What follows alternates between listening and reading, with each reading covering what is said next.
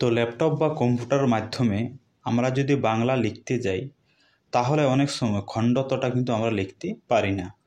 অর্থাৎ ধরুন আপনি একটি নাম লিখছেন শরৎ, তালবস্য র খণ্ডত্ব, তাহলে তালবস্য এবং র আপনি পেয়েছেন, খণ্ডত্বটা কিন্তু আসছে না। তো সেই খণ্ডত্বটি কিভাবে আপনারা কম্পিউটার বা ল্যাপটপে বাংলা টাইপিং করতে গেলে কোথা থেকে পাবেন সেটাই এই ভিডিওতে জানাবো। তো অবশ্যই সম্পূর্ণ ভিডিওটি দেখে যাবেন। চ্যানেলে নতুন হয়ে থাকলে অবশ্যই চ্যানেলটিকে সাবস্ক্রাইব করে রাখবেন। তো দেখুন, কম্পিউটার বা ল্যাপটপের মাধ্যমে যদি বাংলা টাইপ করতে আপনারা খণ্ডত্বটি যদি না লিখতে পারেন তাহলে কিভাবে আপনারা পাবেন, তো চলুন সেটা আপনারাকে দেখিয়ে দিচ্ছি। তো এর জন্য আপনারা কি করতে হবে না, আপনাদের কম্পিউটার বা ল্যাপটপের মধ্যে যে উইন্ডোজ বোতামটি রয়েছে, অর্থাৎ এই যে উইন্ডোজ বোতামটি রয়েছে এখানে ক্লিক করবেন। ক্লিক করার পর এখানে আপনারাকে লিখতে হবে ক্যারেক্টার ম্যাপ। তো এইভাবে ক্যারেক্টার লেখার পর দেখবেন উপরে থাকবে ক্যারেক্টার ম্যাপ, এখানে আপনারা ইন্টারে বা এখানে ক্লিক করবেন। ক্লিক করলে দেখবেন এভাবে একটি ছোট্ট যে পেজ সেটা আসবে। এই পেজের মধ্যে এই যে আপনার এখানে উপরে লেখাটি রয়েছে, এখানে আপনাকে সোনার বাংলা লিখে সার্চ করতে হবে। তো দেখুন সোনার বাংলা লিখে সার্চ করেছি।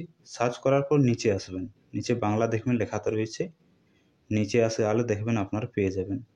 তো দেখুন এখানে যেমন খণ্ডত্বটি রয়েছে, এখানে যদি আপনারা ক্লিক করেন, ক্লিক করার পর এখানে সিলেক্ট করে নিচে আসবেন। সিলেক্ট করার পর এরপরে এই যে খণ্ডত্বটি রয়েছে এখানে আপনি সিলেক্ট করার পর কপি করবেন, কপি অপশানে কপি করবেন। কপি করার পর আবারও আপনারা এই যে উইন্ডোজ বোতামে ক্লিক করার পর স্টিক লিখবেন, STICKY নোট, স্টিক নোটটা লেখার পর এটা ওপেন করবেন। সেই খণ্ডত্বটি আপনার কপি করার পর এখানে পেস্ট করবেন।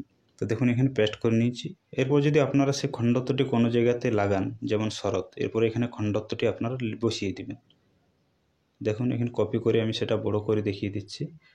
তো দেখুন এখানে শরৎটি হয়ে গেছে। তো অর্থাৎ আপনাদের যে স্টিক নোটবুকটা থাকবে সেখানে আপনাদের সেটা কপি করা থাকবে, সেখান থেকে আবারও আপনার কপি এখানে পেস্ট করবেন। যে কোনো সফটওয়্যার থেকে আপনারা বাংলা টাইপ করুন না কেন, আপনার সেই খণ্ডত্বটা খুব সহজে এই যে অপশানটি আপনাদেরকে দেখালাম সেখান থেকে পেয়ে যাবেন। তো যে প্রসেসটি আপনাদেরকে দেখালাম সেই প্রসেসের মাধ্যমে যে কোনো সফটওয়্যার মাধ্যমে যদি আপনারা বাংলা টাইপ করেন তাহলে খণ্ডত্বটা সেখান থেকে খুব সহজে আপনারা সেটা লিখতে পারবেন। তো আশা করি আপনারা বিষয়টি বুঝতে পেরেছেন। ভিডিও ভালো লাগলে একটি লাইক করবেন, চ্যানেলে নতুন হয়ে থাকলে অবশ্যই চ্যানেলটিকে সাবস্ক্রাইব করে রাখবেন।